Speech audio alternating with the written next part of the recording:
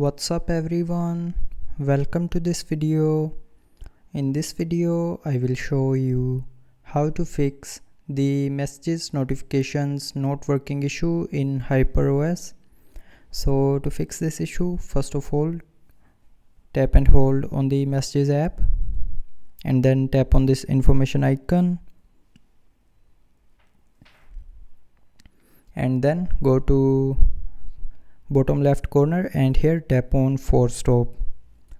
Now tap on OK to force stop the messages app, and after force stopping the messages app the notifications issue will be fixed.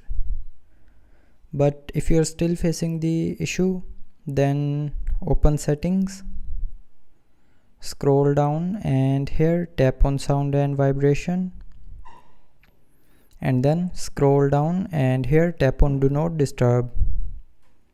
Now here you will see a do not disturb button, so if this button is turned on then you will not be able to receive any reminder for incoming call or notification. So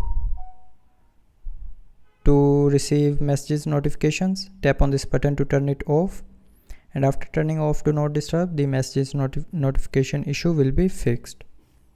So that's how you can fix if messages notifications are not working in HyperOS.